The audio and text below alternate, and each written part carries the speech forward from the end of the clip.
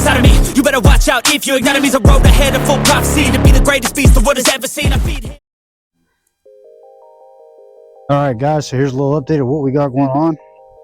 Well, they're there. Doesn't look pretty, but they're there. So we have to figure out, again, got to figure out the cooling line.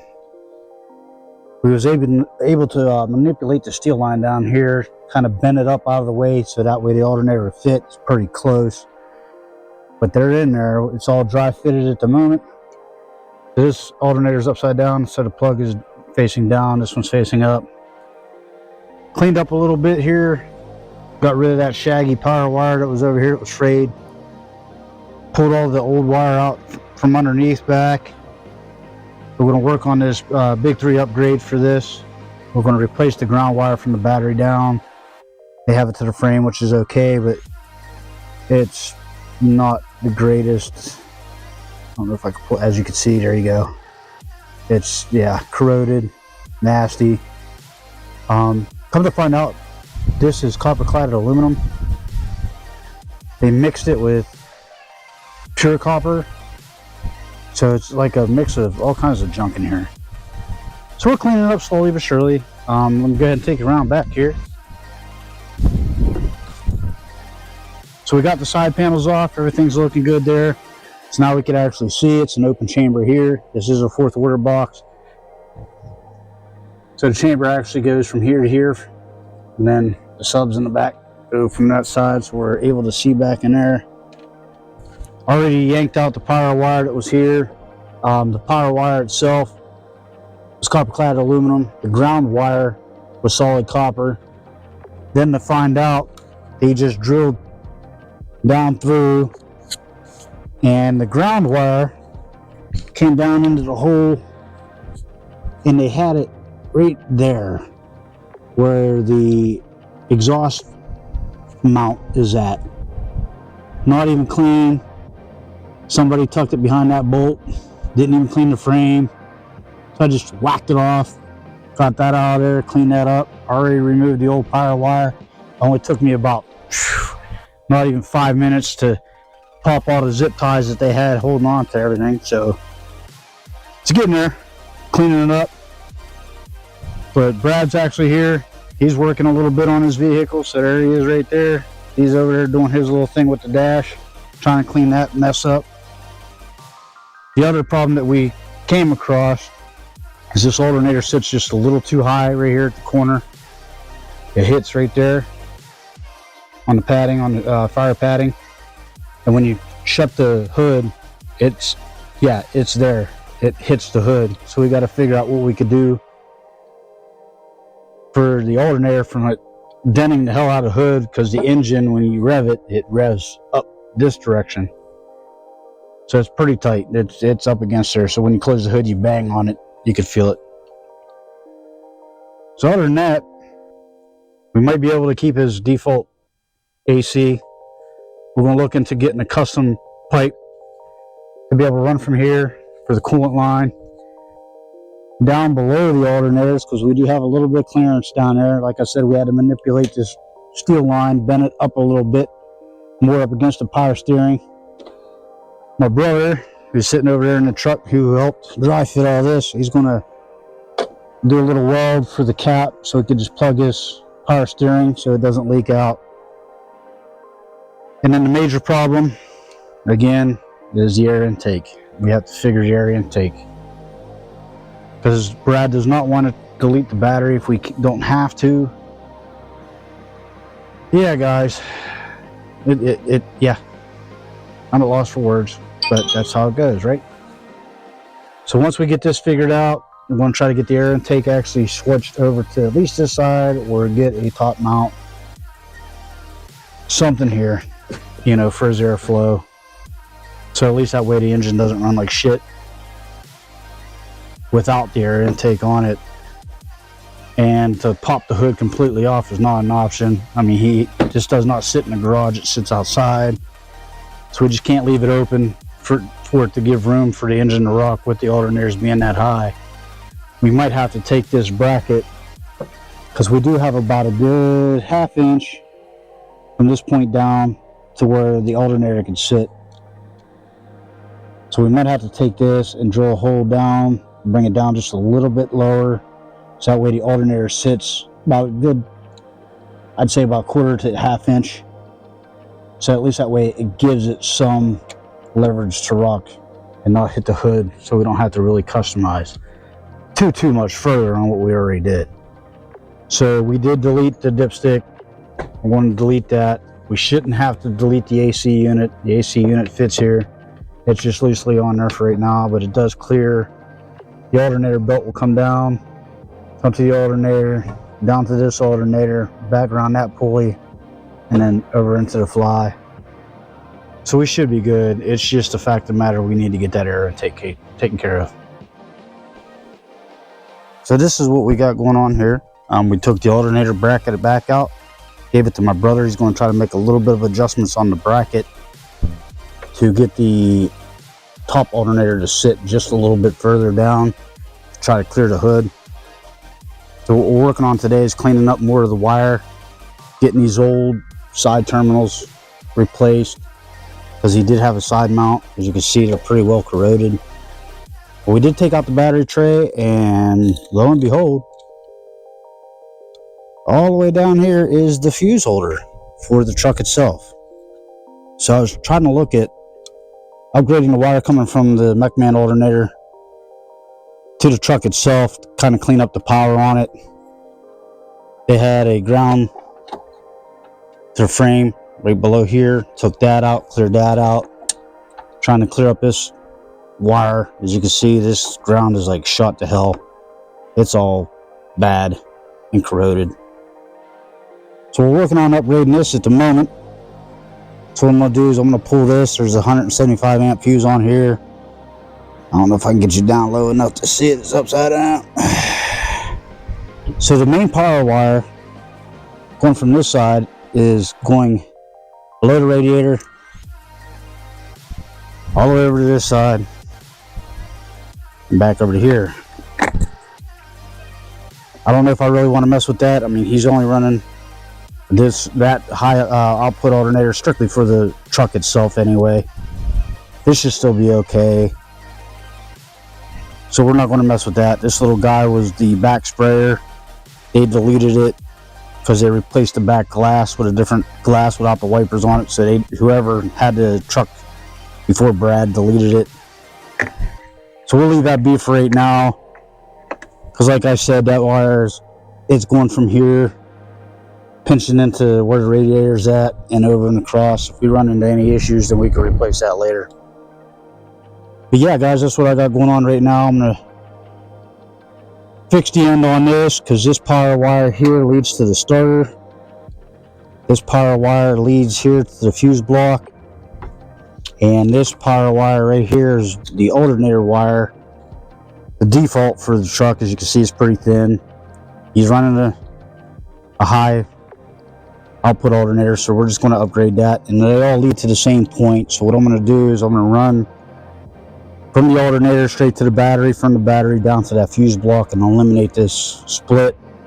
That way it cleans up the two wires with a little bit more heavier gauge wire for him. Then we're going to look at replacing this one ground wire. We're going to big 3 upgrade that to the ground. So we're going to get that done for him. I already got the ground out and down there. We're going to run the 1/0 up to here, 1/0 from the alternator to the battery, and I'm going to run 2 gauge, a fresh, nice new 2 gauge from this point down to the fuse block, so that way it powers up the rest of the system. Get that all cleaned up, because that looks like a mess. So yep, that's what we got going on right now. And there we go, guys. We got her in. Nice brand new solid copper 2/0 running down into the fuse block. Fuse block's remounted down here. A little bit of terminal grease on there to help with the corrosion, because the battery tray is here. It's a hell of a place to put this main fuse, is underneath the battery tray. But we got that cleaned up. We got them 2 lines back in. This goes to the starter. This here goes to the fuse. Back through. Next we'll work on the power line coming from the alternator in. We got to work on the ground. I got everything disconnected. You gotta clean up them ends. That's for the default. We'll scrub those up, get them nice and clean. And then we'll clean down on the frame. We'll get that cleaned up. And we'll run a 1/0 from the battery down into the frame. We're gonna run a new power wire from the alternator to the battery. Then we're gonna run a ground from the alternator down to the frame, get that cleaned up. So we'll have one jump going from the battery to the frame, alternator to frame, ground this one out, coming off back to the battery. And then we can fit both terminals onto the battery nice and snug. And this is pretty well corroded. We're going to get rid of this end here. It's gross. So we're going to replace this. Yeah, we got that going on. And then we're actually done for today because it's starting to thunder. Getting a little dark out here, as you can see. But it's coming along, guys. It's coming along. We'll figure it out.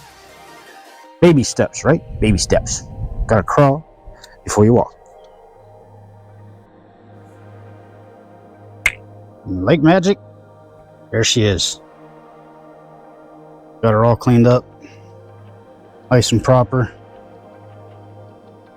None of that mumbo jumbo. Got that all cleaned up. Shielded wire. Nice clean brand new copper. Solid copper. I don't know if I can get you a shot down there, but got a nice clean ground on the frame down in there. So we got the ground going to the battery, ground going straight to the alternator, power going to the battery. Got those terminals all cleaned up. We did the terminals on the default ground. The big three's done. Made a little bit of progress. What we got going on, I'm gonna give you a peek. Here it is. We cut out the flat board that was back here where the batteries are sitting.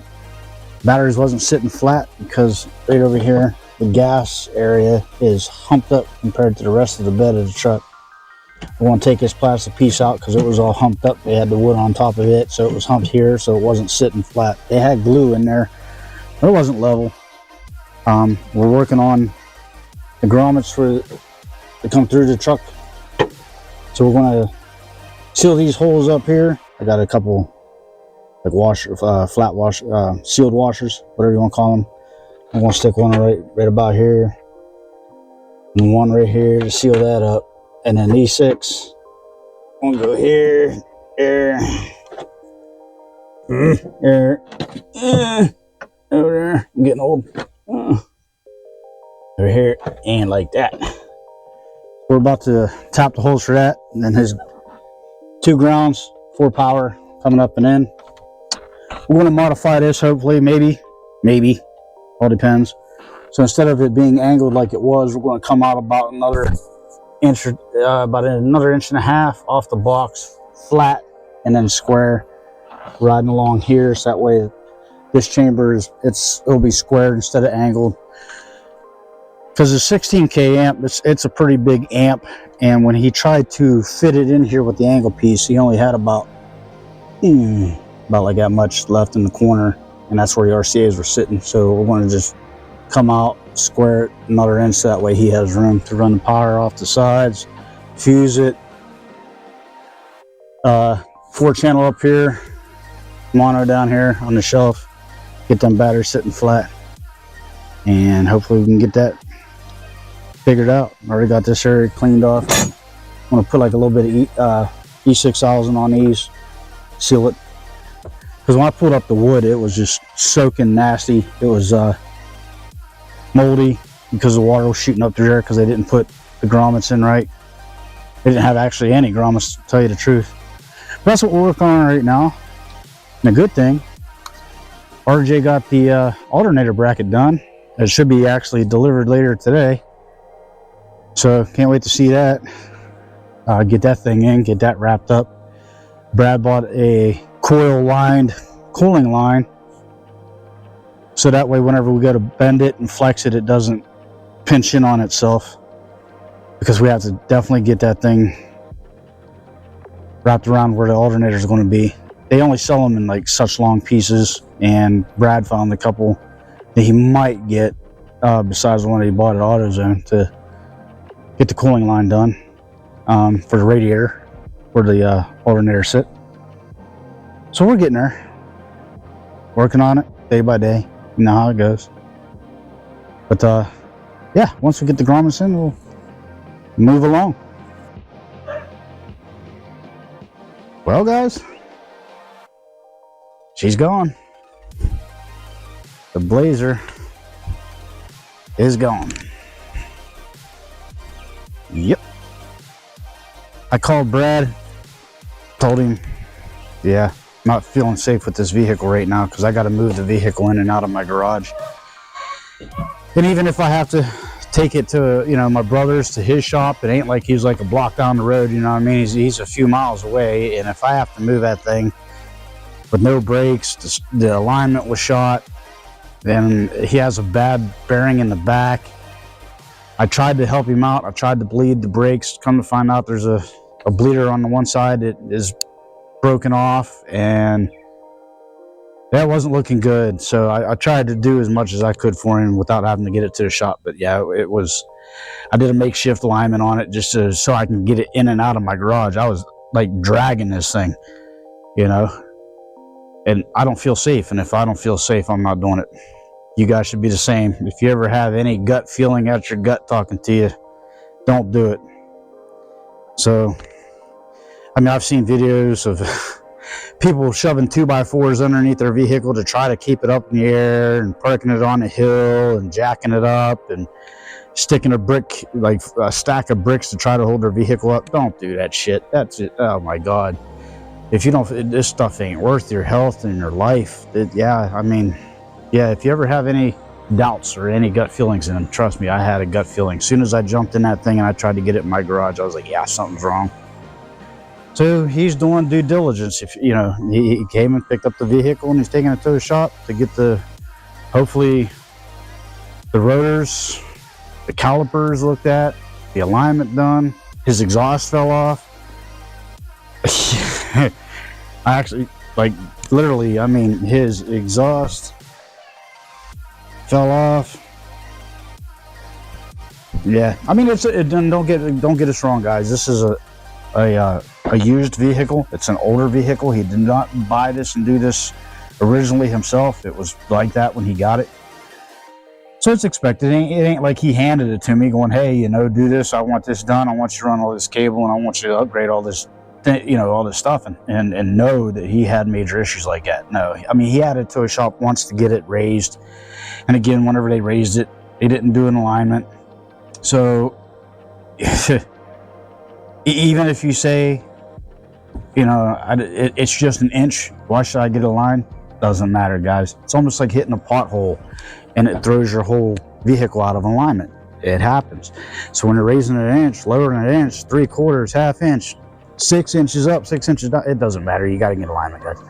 So I'm just letting you guys know I didn't feel safe in it, and Brad is doing me the due diligence, but he came and picked it up, and he's going to invest in it, get it fixed, because we don't want to run all this wire underneath the vehicles and everything and make it harder for the shop to do what they got to do to fix the broken hardware, you know, and have to cut all of our stuff out and make it look like shit, you know, because they can't reach something, you know, like a brake line or whatever they have to do, especially with the dual alternator install. She's tight, guys. It fits.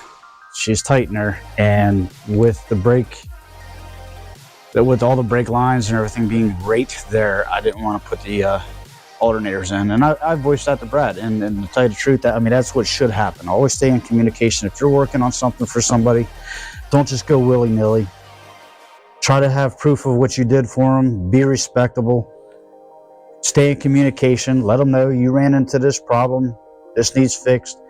And if they ever deny it or give you shit, then yeah, that might say a little something. You might want to be a little eerie about working on somebody's vehicle. If they start acting that way, saying, oh, I don't care, fix it or whatever, because if you don't feel safe, you should not deal with that. You don't have to deal with that. So once we get it back, we'll have some more content for you. Big things are coming for it, you know what I mean? we're working on it slowly but surely, but we're definitely meeting Brad's expectations on that project, and can't wait to get it back and get it done and get him up and running. So, but yeah, we'll fill you in. It's just muggy. It's rained here. It's been hot. Again, I got baby Blue behind me right here. She's sitting in the garage baking. We're going to be working on her. I'm going to bring some content about her. So there she is, guys. Hasn't been to a show all season. I've been slacking. I got too much going on, too many projects. So, but we have big things coming for her. She's sitting tight, keeping her charged. So, yeah, I just wanted to give you guys a quick update on that. Let you guys know what's going on. So it might be about a week or so before we get more content for you. Fingers crossed everything goes good and he gets it back here and we can get her done. You know what I mean? So I'll check back with you guys in a little bit.